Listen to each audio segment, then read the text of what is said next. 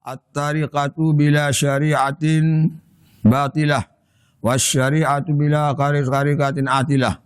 Tarekat saja kita amalkan tanpa penasihat maka akan batal, menjadi kafir zindik.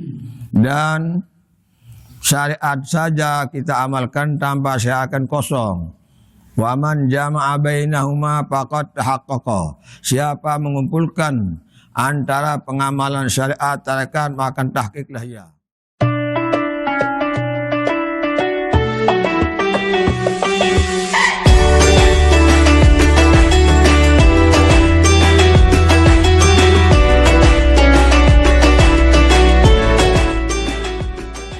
Assalamualaikum warahmatullahi wabarakatuh. Bismillahirrahmanirrahim. Alhamdulillahilladzi arsala sayyidana Muhammadan rahmatan lil alamin. Wassalatu wassalamu ala sayyidina wa maulana Muhammadin sayyidil awwalina wal akhirin wa ala alihi wa ashabihi wa man tabi'ahum bi ihsan ila yaumid. Subhanaka la ilma lana illa ma 'allamtana innaka antal alimul hakim. La haula wa la quwwata illa billahil aliyil azim. Amma ba'du. Yang kami muliakan para penggelincir, para ustaz, para kiai, para ibu-ibu, yang kami cintai para santri-santriwan, jamaah kaum muslimin muslimat rahimakumullah. Alhamdulillahirabbil alamin. Kita pada hari ini dianugerahkan kesehatan, keafiatan, dianugerahkan hidayah oleh Allah Subhanahu wa taala sehingga dapat kita ijtima' berjamaah di Masjid Baitul Ma'mur Ghaus Abdul Razak pada pagi hari ini. Semoga Allah memanjangkan umur kita, memurahkan rezeki kita, dan kita mohon kehadirat Allah Subhanahu wa taala supaya wabah corona diangkat oleh Allah Subhanahu wa taala. Maka pada kesempatan hari ini, saat kali ini kita akan mengkaji babut tariqah, bab tarekat yang al-muayyad bisyariah. Tarekat yang menyuburkan, yang meluruskan, yang menguatkan pengamalan syariat. Karena sebagaimana fatwa daripada ulama-ulama pendahulu kita, at-tariqatu bila syari'atin batilah wasyari'atu bila qarikatin atilah. Tarekat saja kita amalkan tanpa penasihat maka akan batal, menjadi kafir zindik. Dan syariat saja kita amalkan tanpa syariat akan kosong.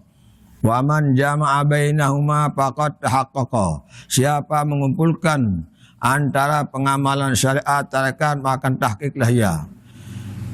Maka oleh karena itu kita sebagai kaum muslimin dan muslimat mensyukuri nikmat Allah Subhanahu wa taala, mengagungkan setiap waktu selesai solat yang 5 waktu kita diperintah oleh Subhanahu wa taala supaya banyak-banyak berzikir.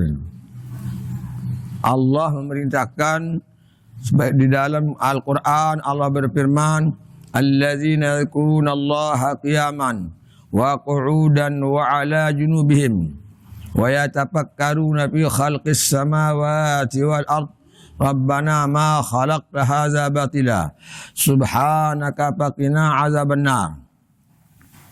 Yang mafhumnya, orang-orang hamba-hamba Allah yang muslimin muslimat selalu berzikir. Setelah selesai salat yang 5 waktu berzikir. Kemudian zikir itu terbagi menjadi 2, zikir jahar dan zikir sir. Zikir jahar yang dilantunkan dengan lidah, didengar oleh orang. zikir sir yang di dalam qalbu, dalam jantung hati sanubari yang dinamakan tarekat Al-Qadiriyah. Zikir sir itu nama tarekat Naqsyabandiyah. Maka Imamul Azam Sultan Aulia Syekh Abdul Qadir Jilani Qaddasallahu sirrah menyatukan, mengumpulkan dua ajaran tarekat yang namanya Al-Qadiriyah An-Nisbah ila Syekh Abdul Qadir Jilani. Kemudian yang kedua tarekat Naqsyabandiyah Bahauddin An-Naqsyabandi. Artinya supaya kita terus menerus dengan secara istiqamah mengamalkan, melantunkan kalimat la ilaha illallah. Pertama diikrarkan dengan lidah, kemudian ditasdikkan maknanya dengan jantung hati sanubari. Yang ketiga diamalkan dengan anggota kita. Tuntutan daripada dua kalimat syahadah yaitu la ilaha illallah Muhammadur Rasulullah. Yang pertama diturunkan oleh Allah kepada nabinya Nabi Muhammad sallallahu alaihi wasallam sebagai nabi akhir zaman. Pada zaman yang biadab yang disebut-sebut zaman jahiliyah. Di sana tidak ada aturan siapa yang kuat menjadi raja, siapa yang kaya menjadi bos, siapa yang lemah dijadikan budak. Pada zaman itu turunlah Al-Quranul Karim mengatur manusia hidup dengan 4 tatanan hidup yang diatur oleh a'immatul mukhlisin, a'immatul rasyidin, imam-imam kita, para sahabat dulu, 4 sahabat, kemudian 4 imam kita. Pertama namanya Rubu'ul Ibadah. Bagaimana aturan kita menjadi hamba Allah. Karena kita mengaku kan, tiap-tiap orang muslimin muslimat mengaku dia juga hamba Allah. Nah diatur caranya bagaimana cara menghambakan diri kepada Allah Subhanahu wa ta'ala supaya benar-benar ibadah kita diterima oleh Allah Subhanahu wa ta'ala. Kemudian setelah kita ibadah, tentunya manusia pasti memerlukan energi. Energi itu seperti makan, minum, uang dan lain sebagainya. Yaitu pokoknya harta benda. Perlu kita makan, minum, maka diatur di dalam namanya hukum muamalat. Cara menghasilkan harta benda yang halal. Supaya jangan kita jauhi yang haram-haram. Seperti sabda Nabi kita SAW, ya'ti ala ummati zamanun la yubalil mar'u akhadha minal halal amil haram. Nanti umatku di akhir masa akan ada sekelompok manusia yang tidak peduli apakah halal, haram, yang penting penuh kantong. Banyak yang kita lihat di TV sekarang. Korupsi sampai triliun-triliun. Itu termasuk golongan kelompok yang pokoknya dapat. Caranya menipu orang segala macam. Nah itu yang kita hindari.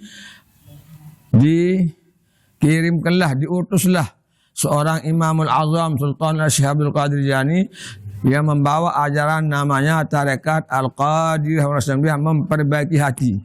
Supaya kita menghindari hal-hal yang tidak benar menurut ajaran Islam. Yang halal kita ambil, yang haram kita tinggalkan. Jangan kita mau makan barang haram. Mudah-mudahan kita Jamiah Majlis Zikir Tarekat Al-Qadiriyah Naqsyabandiyah, kita berusaha keras menjauhi segala larangan Allah. Kita akan ijtihad, berjuang untuk melawan hawa nafsu dan tunduk kepada perintah Allah dan perintah Rasul dan dasar kecintaan. Kecintaan kepada Sang Khalik kita Allah Subhanahu wa ta'ala. Oleh karena itu Allah menurunkan ayat yang pertama, Quran yang 30 juz di Jabal Tursina Rasulullah sedang yata'abbadu bihira ilallah, sedang ibadah nyepi di sana, sedang berkhalwat di dalam gua Hira, nama Jabal Nur. Turun Jibril, Iqra bismi rabbikal ladzi khalaq. Khalaqal insana min 'alaq. Iqra wa rabbukal akramul ladzi 'allama bil qalam. 'Allamal insana ma lam ya'lam. Iqra bismi rabbikal, baca olehmu dengan nama Tuhanmu yang telah menjadikanmu. Nah, dalam ayat yang pertama Allah memerintahkan kepada nabinya untuk disampaikan kepada umatnya seluruhnya, kafatan linnasi ajma'in, bahkan kepada jin, manusia, seluruh makhluk. Itu kelebihan Nabi akhir zaman. Arsalallahu ila kafatin nas wal jinni wa jami'il makhluqat. Allah mengutus kekasihnya Nabi Muhammad SAW pada seluruh manusia, jin, untuk diamalkan syariat Islam. Iqra bismi rabbikal ladzi khalaq, baca olehmu dengan nama Tuhanmu yang telah menjadikan. Kita disuruh membaca. Mafhum, maksudnya, artinya kita baca diri kita. Siapa diri saya? Setelah kita ucapkan dengan lidah, asyhadu an la ilaha illallah wa asyhadu anna Muhammad Rasulullah. Jadi kalau kita sudah baca, kita renungkan apa maksud daripada dua kalimat syahadah. Maka kita mengaku bersaksi bahwa Allah sang pencipta alam semesta, termasuk diriku. Jadi kita malu kepada Allah untuk memakai anggota mengerjakan maksiat. Coba kita pikirkan diri kita dari ujung rambut sampai ujung kaki. Nikmat yang amat luar biasa. Kalau saya tanya bapak-bapak, ibu-ibu, santri-santriwan, Anda berapa tolang beras sudah Anda makan, biji beras? Tidak ada yang mampu menjawab. Berapa kali mengedipkan matanya dalam 1 jam? Tidak ada yang paham, bisa menjawab. Itu nikmat yang amat luar biasa.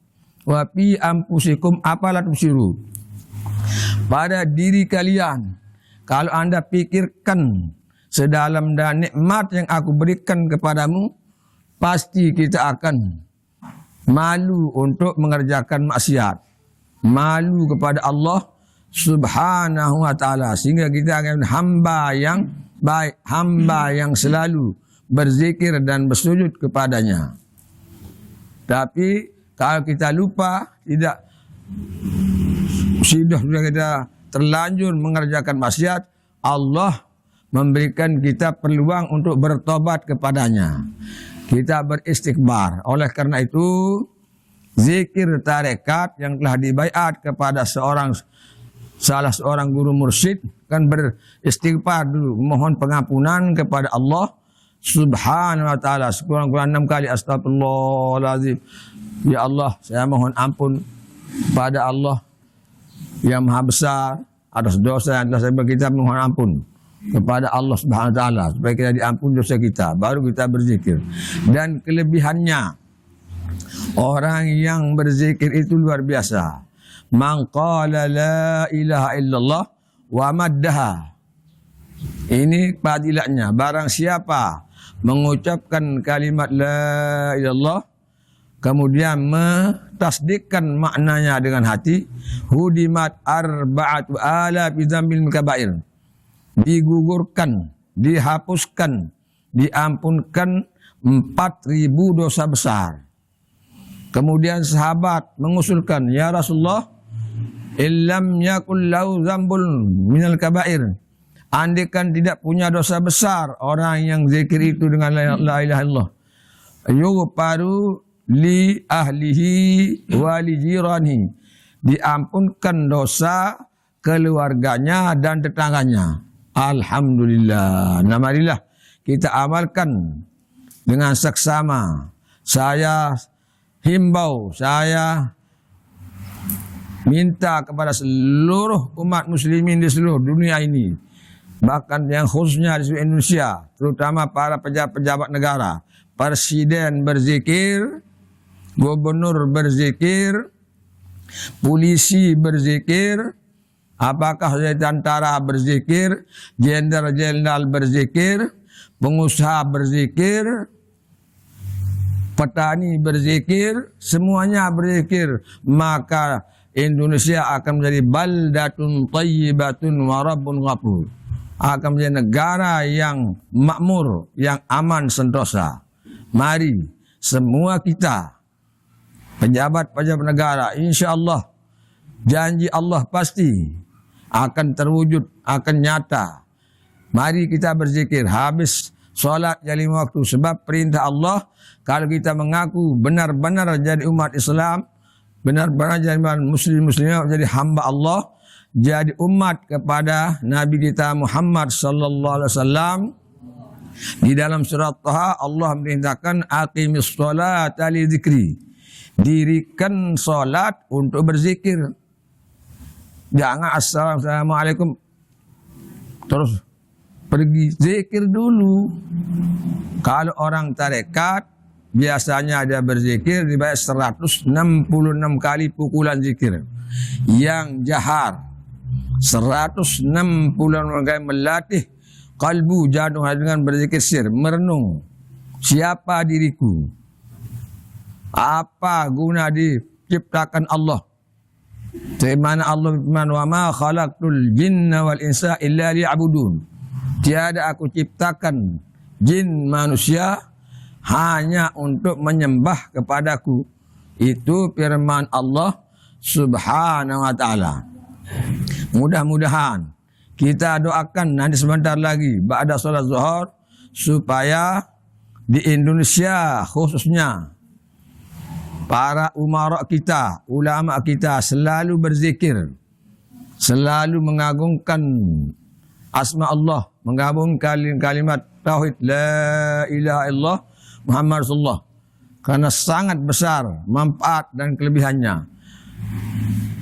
Dan dijanjikan Allah orang yang selalu berzikir akan dimakmurkan, baik secara pribadi, secara kenegaraan, secara seluruh dunia. Mudah-mudahan. Aqimis sholata li dzikri. Dirikan solat untuk berzikir, zikir untuk solat. Oleh sebab itu zikir ini harus dibaiat. Kenapa seperti itu? Karena Rasulullah sallallahu alaihi wasallam tadi ayat pertama, Iqra bismi rabbikal ladzi khalaq. Itu pembaiatan Rasulullah Nabi Muhammad langsung dilantik, dibaiat menjadi nabi akhir zaman oleh Allah, dan diturunkan Jibril alaihissalam. Kemudian Jibril dibaiat oleh Allah Subhanahu wa taala, dan Nabi Muhammad membaiat umatnya 3 kali. Ada namanya baiatul ridwan di dalam Masjid Nabawi, ada namanya baiatul aqabah, baiatul syajarah di bawah pokok kayu, ada yang terakhir waktu hajjatul wada. Baginda Rasulullah SAW namanya baiatul aqabah. Setelah melempar jumratul aqabah, maka langsung dibaiat seluruh sahabat, laki perempuan, tua dan muda, untuk mengamalkan kalimatut thayyibah, kalimatut tauhid la ilaha illallah Muhammad Rasulullah. Hadirin kaum muslimin muslimat rahimakumullah. Kemudian pada ajaran tarekat Al-Qadiriyah wa Naqsyabandiyah ini mempunyai latifah-latifah. Ahad yang sudah liwat, jamaah yang dari Kerumut, keluarga besar yang dari Ketare, kita sudah bahkan sampai berapa latifah waktu itu? Sampai 5 kalau tidak salah, atau 6. Latifatul qalbi yang pertama. Latifatul qalbi, halus jantung hati sanubari. Itu menjadi raja anggota manusia. Di sana ditaruhkan 2 anasir. Pertama namanya anasir akli, kedua anasir syahwani yang berlawanan, yang bertolak belakang. Anasir syahwani artinya hawa nafsu yang ingin mau makan, ingin makan mewah, ingin mobil mewah, ingin segala macam. Tapi alhamdulillah syariat Islam mengatur seperti yang tadi. Quran diturunkan sesuai dengan fitrah manusia. Kan perempuan senang sama laki-laki, laki-laki senang sama perempuan, diatur cara munakahat bernikah. Kita semua yang hidup mau makan yang bagus, mau berumah yang bagus, diatur cara mencari harta benda yang halal untuk bikin rumah. Silakan bikin rumah seperti istana presiden, boleh. Sebagaimana fatwa Imam Nawawi rahimahullah ta'ala, sarful mal lil malabisil fakhirati wal mata'imil lazizati falaysa bitabzirin. Memakai harta benda yang halal untuk kepentingan memakai mobil mewah kita beli, bangun rumah mewah, segala serta mewah, makan mewah, falaisa bitabzirin, itu bukan diharamkan, bukan tabzir. Yang penting kita memperbaiki niat. Bikin rumah mewah untuk tempat sujud kepada Allah dan tempat terima tamu. Untuk diwarisi sama anak cucu kita supaya dia rajin beribadah. Nawai itu kita mendapat pahala. Beli mobil mewah untuk pergi mengaji. Jangan punya mobil mau dipinjam, Pak, Assalamualaikum, saya kebetulan sudah undang tuan guru, tidak ada mobil, pinjam untuk menjemput. Mobil kita mewah, itu pakai yang sudah lotoh itu. Tidak benar itu. Silakan kita muliakan tuan guru, mobil mewah, pakai jemput tuan guru, pergi mengaji. Nah baru tidak tabzir. Ini mau pergi pantai doang, pakai mobil mewah, Pak Imam, susah ini. Harus kita pakai untuk pergi mengaji, sebab marah mobil itu nanti. Kalau kita pakai santai-santai doang ke pinggir pantai, tidak pernah kita pergi mengaji sama mobil mewah, marah mobil itu. Dia akan melapor kepada sang penciptanya Allah Subhanahu wa ta'ala. Nah, oleh karena itu mari kembali kepada ayat yang pertama, Iqra bismi rabbikal ladzi khalaq. Baca olehmu dengan nama Tuhanmu yang telah menciptakanmu. Jadi kalau kita mengingat, merenung sejenak bahwa kita punya sang pencipta, tapi lewat prosesi dua ibu bapak, kan? Bukan ibu bapak yang bikin anak. Kenapa bodoh? Kenapa ada yang cacat kalau ibu bikin anak tidak sesuai? Kalau bisa kita pesan, anak saya supaya tingginya sekian, bibirnya basahan manggis, hidungnya mancung, matanya mata udangan, supaya orang tarik. Tidak ada orang yang lebar-lebar seperti saya. Kalau bapak ini bikin anak, tapi Allah Subhanahu wa ta'ala yang menciptakan kita, tapi lewat prosesi asbab musabab dua ibu bapak kita. Oleh karena itu santri-santriwati tidak boleh kita membuat pikiran ibu bapak kacau, mengatakan wala taqul lahum up. Jangan katakan kata yang keras. Nah, sini kamu pergi ke sana, kita saja disuruh. Tidak boleh itu, salah. Sudah durhaka kepada dua orang tua, harus kita jawab dengan lemah lembut. Iyakan saja orang tua, biar disuruh kemana-mana. Kalau tidak mampu, saya segitu kemampuan Una, ya bunda, ya mami, ya abah, ya bapak, sudah cukup sudah. Nanti kita suruh orang lain. Pokoknya dia adipati, ditaati perintahnya orang tua, walaupun tidak beres, nanti akan kasihan kepada anaknya. Sebab luar biasa cinta dua orang tua kepada anaknya, lebih cinta orang tua kepada anaknya. Terus semua orang tua berdoa supaya anaknya soleh solihah, supaya orang menjadi orang yang sukses, orang yang, tapi anak yang tidak menuruti nasihat doa, maka doa tidak diterima oleh Allah Subhanahu wa ta'ala. Ini khusus bagi santri-santriwati. Kalau masih dua orang tua, kita pati berbuat baik kepada dua orang tua, insyaAllah. Mau jadi apa?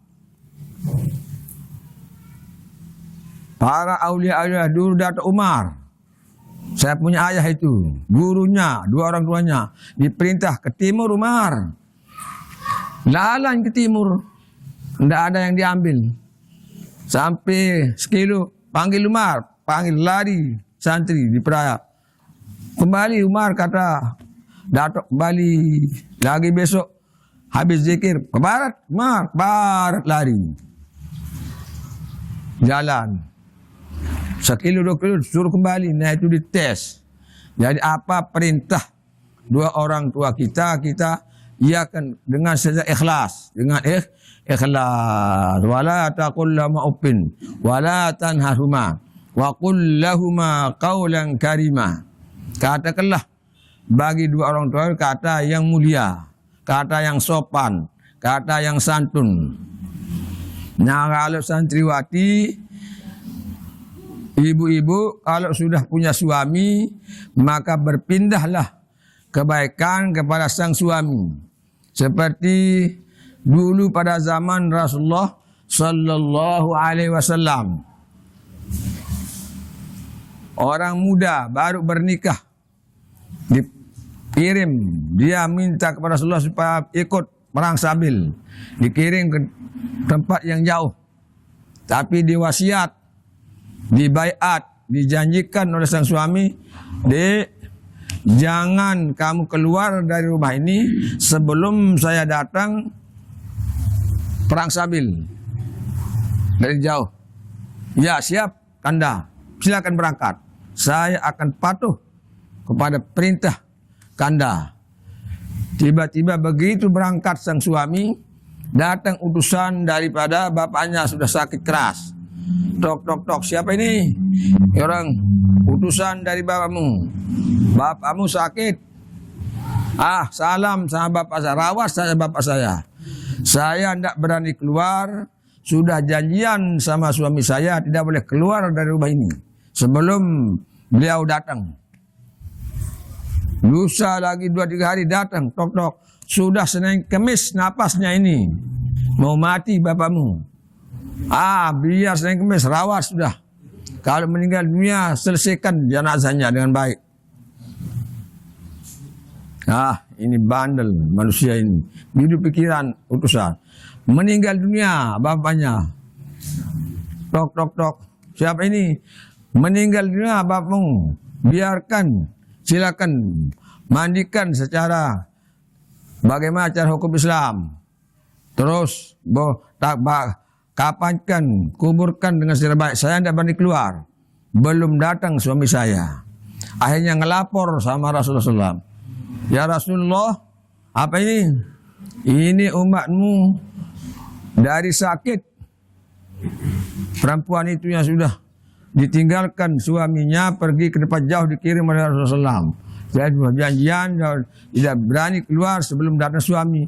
Dia sudah janji.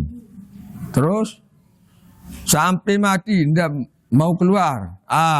Dengan taatnya sang istri kepada suaminya, bapaknya diampunkan dosanya oleh Allah Subhanahu wa ta'ala. Itu kelebihan perempuan-perempuan, istri-istri yang taat kepada sang suami. Alhamdulillah. Jadi kesimpulannya, sang istri harus taat kepada suami. Walaupun sakit, ibu kita, bapak kita, kalau belum izin suami, jangan pergi. Faham? Tidak boleh. Durhaka. Sama dengan ziarah, apalagi ziarah kuburan. Kalau belum mau ditemani sama suami, nanti dulu. Tidak boleh perempuan-perempuan muda pergi ke kuburan dengan tanpa mahram. Kecuali dengan semeton, saudaranya, pamannya. Kalau dengan suami baru boleh. Kalau tidak akan mendapat dosa. La'anallahu zawaratil qubur. Sabda Nabi hadis sahih. Dilaknat Allah perempuan-perempuan muda ziarah ke kuburan tanpa ada mahramnya yang haram nikah. Kalau tua-tua seperti ibu-ibu kita ini, tidak ada masalah kalau sudah tua. Sebab aman dari fitnah. Siapa yang mau lirik? Dulu saya kalau senyum sudah banyak orang tertarik cewek-cewek. Tapi sekarang kalau senyum, gigi mubah lagi satu itu. Tidak usah, sudah balik sama kita katanya. Tidak ada balungnya terus katanya ya. Dulu ya tertarik orang. Saya punya janggut hitam berderai. Kalau sekarang sudah putih ini ya. Tapi saya biarkan sebab sunnah Rasulullah sallallahu alaihi wasallam. Janggut yang ini nurun ala sirat. Siapa yang berjanggut sampai membawa dia mati akan bercahaya di sisi siratal mustaqim ya. Jangan malu berjenggot putih. Itu menjadi neon kita, lampu kita di titik siratal mustaqim. Mudah-mudahan. Hadirin kaum muslimin muslimat, para ustaz, para alim ulama rahimakumullah. Jadi kesimpulannya, mari kita pertama yang tadi, rubuk yang berhak ubudiyah. Kalau sudah baik ubudiyah kita, hak ubudiyah kita artinya bagaimana cara ibadah yang benar, bagaimana cara ibadah yang baik kepada Sang Pencipta Allah, maka semua akan baik. Muamalah kita akan baik, pernikahan kita akan bagus, semuanya akan bagus. Tapi kalau solat belum bagus, semuanya akan merembet. Innas sholata tanha anil fahsya'i wal munkar. Di dalam Al-Quran, solat yang benar, solat yang bagus, cukup syarat rukun, adab zahir batin akan mencegah orang yang solat itu sendiri daripada segala perbuatan yang mungkar, yang maksiat, yang tidak disenangi oleh Allah. Solat itu menjaga kita. Maka banyak orang solat, bahkan haji setiap tahun, tapi dia mengerjakan dosa besar, solatnya belum beres. Pergi umroh setiap bulan, perbaiki solat dulu. Kita santuni anak yatim.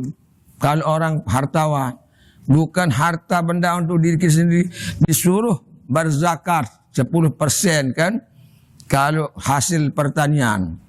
Kalau uang disimpan di deposito, nah ini perlu saya ingatkan di seluruh Indonesia, seluruh dunia, umat muslim-muslimat punya 5 juta minimal wajib 125.000 per tahun. Kalau sudah datang haulnya. Siapa yang menyimpan uang, apakah simpedes, deposito apa namanya, saya tidak paham perbankan. Tapi pokoknya simpan 1 tahun, dari Januari datang Januari wajib keluar 2,5%, minimal 5 juta rupiah, uang kita rupiah. Itu nisabnya. Ini banyak juga umat muslim sampai 100 juta tidak pernah berzakat. Marah Allah Ta'ala jadinya. Ya, dulu pada zaman Abu Bakar Siddiq radhiyallahu anhu datang sekelompok umat Islam memohon kepada Abu Bakar sebagai Khalifatul Rasul sallallahu alaihi wasallam. Ya Abu Bakrin, saya ini mohon supaya tidak mengeluarkan zakat, saya tunduk kepada tidak bisa. Rapat gitu dulu, rapat. Sedang Abu Bakar dan pembahasan Ustaz. Akhirnya keputusan tidak boleh, harus diperangi. Orang yang meninggalkan zakat diperangi, diambil harta bendanya dengan paksa oleh pemerintah zaman Sayyidina Abu Bakar radhiyallahu anhu. Sama dengan orang yang tarikus shalah. Zakat itu rukun Islam yang ketiga. Itu dia boleh dilalaikan. Dan Allah telah memberikan ancaman di surat Qasar yang pendek-pendek. Ara'aital ladzi yukadzibu biddin. Itu firman Allah, "Hei Nabi Muhammad, nabiku, tidak Anda lihat untuk kita ini semuanya orang-orang yang berdusta dalam Islam, Ara'aital ladzi yukadzibu berdusta dalam memeluk Islam. Banyak pendusta di belakang Muhammad firman Allah. Mana tandanya? Allazi yad'ul yatim. Pertama, yang meninggalkan, tidak peduli kepada anak yatim. Kedua mata, biar sudah anak yatim itu. Dia tidak mau santun anak yatim. Harta benda berlimpah ganda di tangannya. Wala yahuddu 'alal miskin. Tidak peduli dengan assalamualaikum. Ada bapak, tidak ada bilang. Itu tetap minta-minta saja. Dia gemuk, sehat, apa macam. Itu tanda orang munafik, pendusta dalam agama. Oleh karena itu, mudah-mudahan di seluruh Indonesia ini nanti mendengar saya punya tausiah yang sedikit ini, mudah-mudahan menjadi suatu obat dan akan bertobat kembali kepada jalan Allah. Ihdinas siratal mustaqim. Kan setiap muslimin muslimat, coba kita renungkan ayat 6 sampai ke 7. Ihdinas siratal mustaqim. Ya Allah, mohon diberi petunjuk jalan yang benar. Tetap kita mohon 17 kali santri-santriwati, 17 kali ibu-ibu orang mohon kepada Allah SWT. Ihdinas siratal mustaqim. Siratal ladzina an'amta alaihim. Jalan orang yang telah engkau nugerahkan nikmat kepada mereka daripada nabi, para wali, para solehin. Itu kita mohon. Tapi harus kita renungkan maknanya. Jangan sok baca doang. Renungkan, hayati pengamalan ayat di dalam suratul Fatihah. Itu sedang kita munajat yang amat besar kepada Allah Subhanahu wa ta'ala dalam solat. Sedang kita menghadapkan diri kepada Allah Subhanahu wa ta'ala. Oleh karena itu cukup rukunnya. Pertama, rukun qauli yang diucap dengan lisan. Rukun qalbi yang direnungkan di dalam jantung hati. Rukun fi'li perbuatan dan lengkap 3 macam. Panca indah manusia supaya menghadap kepada Sang Khalik kita Allah Subhanahu wa ta'ala. Oleh karena itu tidak boleh berkata dan perkataan Bani Adam. Itu tempat ada logos. Paham makna logos itu artinya pinjam panjang. Di mana tempat kita tidak boleh berkata dan di mana tempat kita wajib berkata-kata, yaitu di dalam solat. Wajib berkata-kata, mengucapkan rukun qauli. Tapi tidak boleh berkata dengan perkataan Bani Adam. Mengatakan di sana di situ. Kalau datang tamu assalamualaikum, kita baca subhanallah boleh. Supaya kita tahu sedang solat, atau baca ayat. Biar sembahyang zuhur Allahu Akbar, kita jahar takbir awal sedang solat, Bapak. Jadi dia tidak menderang. Kemana ini? Kita ucapkan takbir agak besar sedikit. Sama dengan kalau imam lupa. Misalnya lupa rukun. Kalau di dalam sholat itu ada rukun kan, ada sunat. Sunat 2 macam ya. Sunat ab'ad dan sunat hayat. Nah, sunat hayat biar lupa sudah ditinggalkan. Seperti bacaan tasbih, kabirong, doa iftitah, itu sunat hayat namanya. Ab'ad yaitu qunut pada waktu subuh dan tahiyat awal. Tapi kalau imam lupa, kalau sudah berdiri tegak jangan baca subhanallah. Kalau imam kembali batal sembahyangnya. Sebab tidak bisa dikalahkan rukun oleh sunat. Itu menurut yang muqarrar fi kutubil fiqhi. Sama dengan Idul Fitri, Idul Adha. Kalau lupa imam takbir yang 7 pada rakaat pertama, itu biarkan sudah. Kalau sudah bismillahirrahmanirrahim. Kalau kembali takbir, batal. Itu hukumnya ya. Sebab sunat hayat tidak bisa dikalahkan rukun dengan sunat ya. Oleh karena itu dengan zikir ini banyak sekali manfaat, akan mencerahkan hati masing-masing manusia sehingga bisa akan memilah mana yang merasa dari hati batil qalbi tadi.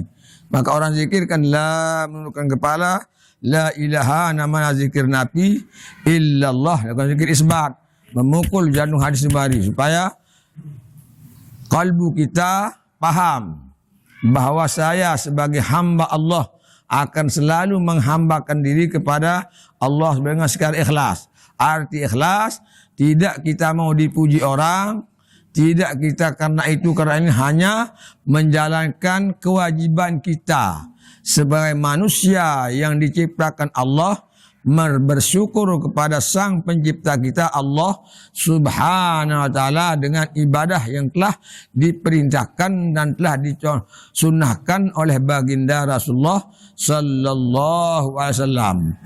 Orang memuji terserah, orang mencela kita terserah. Kita tidak butuh pujian orang, tidak akan susah dengan celaan orang. Yang penting kita berjalan ihdinas siratal mustaqim. Jangan mau cepat dipuji. Cuma tempat kita saling puji waktu kita saling telepon dengan cewek kita. Anda luar biasa, saya ini sudah tergila-gila. Itu saling puji ya. Cewek kembali, begitu juga saya yang tidak bisa tidur malam. Kebanyakan ada yang bohong juga ya. Nah jadi itu maksud daripada Alhamdulillahi Rabbil Alamin. Segala puji bagi Allah yang menciptakan alam semesta. Walaupun orang memuji kita, itu kembalinya kepada Allah Subhanahu wa taala. Seperti kita bilang, Ja'a Zaidun al-alimu. Datang seorang nama zat yang bersifat alim. Siapa yang berikan ilmu zat? Allah Subhanahu wa taala. Kembali penamanya puji hadis bagi hadis kita sesama baharu, sesama makhluk Allah, hamba Allah memuji saudara kita. Datanglah si Zaid yang bersifat alim. Ja'a Zaidun as-sakhi. Datang si Zaid yang pemurah. Siapa yang berikan harta untuk murah? Diberikan oleh Allah Subhanahu wa taala. Itu mafhum daripada latifatul qalbi, mengajar jantung hati supaya jangan mau dipuji, apalagi berusaha untuk dipuji orang, jangan sekali-kali benda seperti itu. Namanya riya ya. Tidak diterima amal kita oleh Allah Subhanahu wa taala, namanya syirik khafi.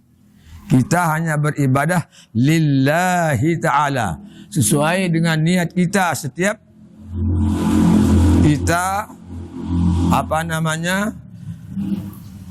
solat, setiap kita wudu kan, nawaitul wudu lillahi ta'ala, usalli fardhu zuhri 4 rakaatin ma'muma lillahi ta'ala, semata-mata tunduk, semata-mata cinta kepada Sang Pencipta kita Allah Subhanahu wa taala ya. Soal urusan neraka, surga itu urusan Allah, terserah.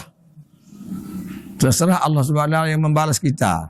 Jangan selalu ingin karena takut neraka, terlalu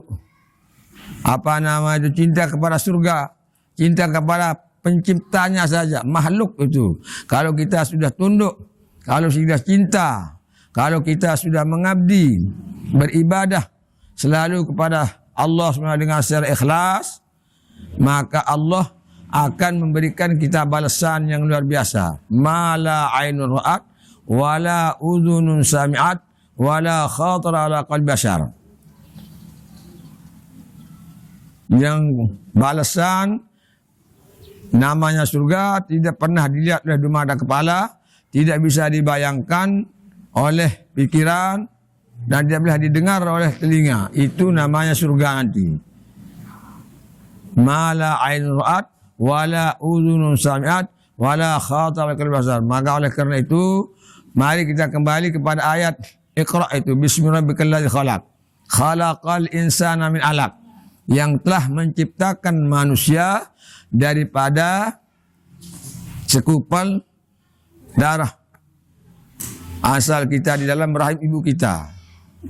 Nah, kalau kita renungkan ayat itu, maka kita akan selalu berbuat ibadah kepada Allah, dan kita akan berbuat baik kepada dua orang tua kita. Iqra wa rabbukal akramul ladzi 'allama bil qalam. Lagi karrahu litaukid, kata orang mufassirin, mengulangi kata Iqra supaya kita betul-betul menyimak, mengamalkan, melantunkan, selalu berzikir, membasahi lidah kita dengan kalimat la ilaha illallah. Wa rabbukal akramu, dan Tuhanmu yang maha mulia, allazi 'allama bil qalam, yang telah mengajarmu melalui pena.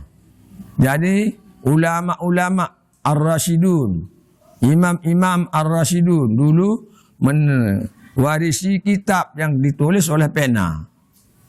Maka itu adalah yang diwarisi kepada kita sekalian. Ini bagi para santriwati harus belajar menulis huruf Arab, sebab Anda sekolah di madrasah, apalagi diniyah, belajar khat dan imla, menulis huruf Al-Quran. Ya, kalau kita tidak belajar, tidak bisa akan kita pahami bagaimana cara menulis Al-Quran, bagaimana cara menulis Al-Hadis Rasulullah SAW. Karena sekarang sudah banyak modern, tapi jangan selalu modern kelebihan. Jadi mudirun jadinya, akan memberi mudarat. Ada juga saya lihat yang sudah duduk di bangku ibtidaiyah 6 tahun, melanjutkan sanawiyah 3 tahun, lagi aliyah 3 tahun, tidak bisa menulis khat huruf Arab. Nah ini aneh kan, bin ajaib. Nah jadi mudah-mudahan Pondok Pesantren Al-Umariyah Asal Muntung Razak, saya perintahkan kepada seluruh pengasuhnya supaya mengajar para santri-santriwan supaya bisa menulis khat dan imla bahasa Arab maupun bahasa yang lain, bahasa Inggris. Alhamdulillah bahasa Inggris ada sudah bisa sedikit-sedikit bahasa Inggris, sebab ada pembimbingnya sudah gelar Mister, dia dapat gelar di Pari, mudah-mudahan. Tapi bahasa Arab sangat penting, bahasa Inggris penting sama-sama. Man arafa lughata qaumin amina min makrihim, kata ulama, siapa yang paham bahasa orang lain maka akan aman dari budaya mereka. Kita paham, kalau saya paham, enggak doang saya paham ibu-ibu, I love you my darling, apa artinya itu? Itu saya paham, yang lain tidak paham. Yes lagi, yang lain tidak paham ini. Ya, jadi kita sudah tua-tua biar anda paham sudah bahasa Inggris, anak-anak kita sudah belajar. Mudah-mudahan kembali kepada tadi, Iqra wa rabbukal akramul ladzi 'allamal insana ma lam ya'lam, mengajar manusia apa ilmu yang tidak dia tahu. Nah, jadi kalau sungguh-sungguh kita belajar, Allah akan memberikan ilmu itu. Tapi kalau setengah-setengah kita pikiran kita, maka tidak akan diberikan ilmu oleh Allah Subhanahu, supaya ijtihad. Akhilan tanalul ilma illa bisittatin sa'umbika an tafsiliha bi bayanin zaka'un wa harsun wa ijtihadun wa bulghatun wa irsyadu ustazin wa tulu zamanin. Kata daripada ulama bersyair, belaka bahasa kita orang Sasak. Akhilan tanalul ilma illa bisittatin, saudara-saudaraku katanya, tidak akan mendapat ilmu kecuali dengan 6 syaratnya. Sa'umbi ka'an tafsiliha bi bayanin, saya akan berikan secara terperinci. Zaka'un wa hirsun wa ijtihadun wa bulghatun. Zaka artinya cita-cita tinggi, keras untuk belajar. Hirsun, tamak lagi. Wa ijtihadun, bersungguh-sungguh kita belajar. Wa irsyadu ustadz, ada guru memberi petunjuk. Wa tulu zamanin, dan panjang masa, dan ada biaya lagi. Jangan setahun, harus Syekh Abdul Qadir Jilani qaddasa sirrah, dia belajar dalam waktu yang sangat panjang. 25 sanatan sairan fi sahra'il Iraqi wa kharibatih la ya'rifun nasa wa la ya'rifunahu fayaziluna an amrih wa qasa fi bidaya al-ikhtar fama taraka haulan illa rakibah wa qaffara min qifar. Itu saya berkali-kali. Beliau 25 tahun menuntut namanya ilmu syariat, ilmu tarekat dan hakikat ma'rifat. Baru dapat gelar Sultanul Aulia Sayyidina Syekh Abdul Qadir Jilani Qaddasasirrah, menjadi wali yang paling ulung, menjadi sultan, raja daripada seluruh waliullah. 25 tahun beliau melatih diri dan belajar, luar biasa. Ini baru 2-3 tahun sudah kengon, harus puluhan tahun sebenarnya. Pertama dari SD misalnya 6, terus 12 tahun jadi ya, sampai sanawiyah. Masih belum itu. Kuliah 4 tahun, jadi berapa? 12 tambah 4 jadi 16 tahun. Belum juga. Lagi S2 2 tahun. Jadi 18. S3 setahun jadi 19. Kalau Syekh Abdul Qadir ini 10 S beliau. Malahan lebih. Kalau Rasulullah SAW 200 S beliau. Rasulullah sallallahu alaihi wasallam. Sebab Rasul itu adalah semua ilmu sumber yang kita sekarang ada dari sumbernya daripada Rasulullah sallallahu alaihi wasallam, baik ilmu teknologi, ilmu dukun, ilmu kedokteran, ilmu segala macam. Dulu waktu saya bermukim di Mekah sekitar dari tahun 74 sampai tahun 80-an, para dokter ada surat kabar dari Jaziratul Arab, pokoknya dari seluruh berbahasa Arab. Dokter di bagian Eropah, Amerika meneliti kayu Arab. Apa sebab Nabi Muhammad itu menyuruh umatnya membersihkan gigi dengan kayu Arab? Tentu ada kelebihan. Diteliti dengan beratus-ratus dokter. Akhirnya ditemukan di sana namanya zat kapur. Zat kapur itu pertama membersihkan gigi, kedua menguatkan gigi, kedua membunuh kuman-kuman yang akan menjadi merusak gigi. Oh, jadi Nabi Muhammad ini luar biasa ilmunya, maha dokter katanya. Semua ilmu yang sudah dipraktikkan, baik cara membuat pesawat, ilmu teknologi, asal berasal daripada Nabi kita Muhammad sallallahu alaihi wasallam. Sebagaimana kata dalam Qasidul Burdah, wa kulluhum mir rasulillahi multamisun gharpan minal bahri aw rasban minad diyami. Semua para nabi rasul, ulama, syuhada, orang-orang yang sudah profesor, doktor adalah mengambil ilmu sumbernya daripada Nabi kita Muhammad sallallahu alaihi wasallam. Nabi ada lautan ilmu yang tidak punya tepi. Kita ini sekedar tetesan-tetesan sekedar, ya. Ada yang mendapat ilmu kedokteran, ada yang dapat ilmu belian, ada yang jadi ustaz, jadi ruang guru, macam-macam. Yang jadi apa namanya itu tukang, macam-macam. Itu sumbernya ilmu daripada Rasulullah SAW. Hadirin mara jamaah sekalian rahimakumullah, maka kembali lagi kepada yang tadi, kita akan diperintah untuk selalu berzikir. Selalu berzikir baik dengan secara jahar maupun dengan secara insyaallah. Janjinya Allah, kita akan mendapat ketenangan. Ala bi zikrillah tatmainnul qulub. Perhatikan, dengan zikir itu adalah menenangkan jantung hati dan menenangkan diri kita, menenangkan keluarga kita, menenangkan negara kita, menenangkan dunia alam semesta ini. Maka sekarang penutup pengajian kita ini, marilah saya akan baiat semuanya tanpa kecuali.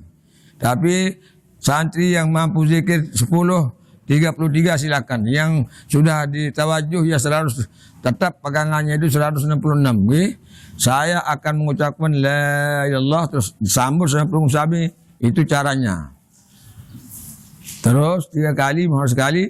Terus saya ucapkan, saya ijazahkan semuanya. Bila diterima, qabil tu diterima, maka silakan bebas zikir 10, 15, selain telung dasi sampai 100 sampai 1000 silakan. Berapa ratus yang penting sudah dapat baiat talqin zikir. Nggih? Silakan sama-sama. Bismillahirrahmanirrahim. La ilaha illallah.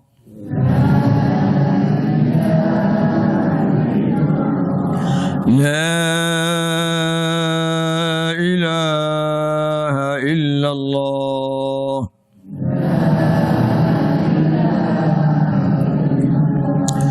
La ilaha illallah. Muhammadur Rasulullah. Ya ijazah belum sami untuk sama-sama mengamalkan zikir dengan kalimat la ilaha illallah Muhammadur Rasulullah. Alhamdulillahirrahmanirrahim. Mungkin sekedar ini yang dapat kita sampaikan, semoga menjadi manfaat dan barakah dari seluruh umat muslimin. Amin ya rabbal alamin. Bismillahirrahmanirrahim. Alhamdulillahirabbil alamin. Hamdan yuwafi ni'amaka mazidah.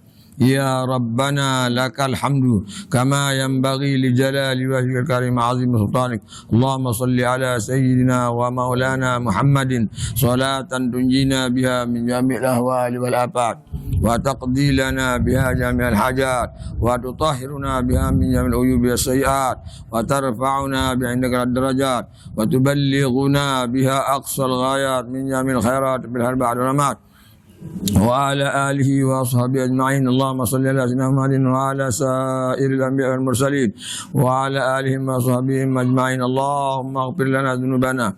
Allahumma ighfir lana dhunubana. Allahumma ighfir lana dhunubana wa liwalidina wa limasyayikhina ولمشيخ مشايخنا ولأقربائنا ولمن له حق علينا ولمن أحسن إلينا ولجميع المسلمين والمسلمات والمؤمنين والمؤمنات الأحياء برحمتك يا أرحم الراحمين. اللهم افتح علينا بفضل اللهم افتح علينا بفضل اللهم افتح علينا بفضل العارفين واجعلنا جميع أولادنا وذرياتنا من العلماء العاملين وأمراء العادلين والتجار ومن عبادك الصالحين وارزقنا وإياهم رزقا حلالا طيبا شيئا وارزقنا اياهم زيارة الحرام وزيارة نبيك وحبيبك محمد صلى الله عليه وسلم برحمتك يا ارحم الراحمين. اللهم لك الحمد ومنك الفرج وبك المشتكى وإليك المستعان ولا حول ولا قوة. اللهم لك الحمد ومنك الفرج وبك المشتكى وإليك المستعان ولا حول. اللهم لك الحمد ومنك الفرج وبك المشتكى وإليك المستعان ولا حول ولا قوة. اللهم اكشف عنا من البلاء والوباء ما لا يكشفه غيرك. اللهم اكشف عنا من البلاء والوباء ما لا يكشفه غيرك. اللهم يا الله اللهم اتبعنا البلاء والوباء من ما ظهر منها ما بطن من هذا خاصة وعن بلدان المسلمين إنك على ما تشاء قدير. ربنا اللهم انصر المسلمين المجاهدين في فلسطين وفي العراق في أفغانستان في ليبيا في مصر في إندونيسيا في ماليزيا وفي كل مكان. نصر من الله فتح قريب وبشركم بكم. ربنا آتنا في الدنيا حسنة وفي الآخرة حسنة وقنا عذاب النار. وأفضل الصلاة وأتم المرسلين على سيدنا محمد خاتم الأنبياء والمرسلين. سبحان ربك رب العزة عما يصفون وسلام على الحمد لله. من الفاتحة.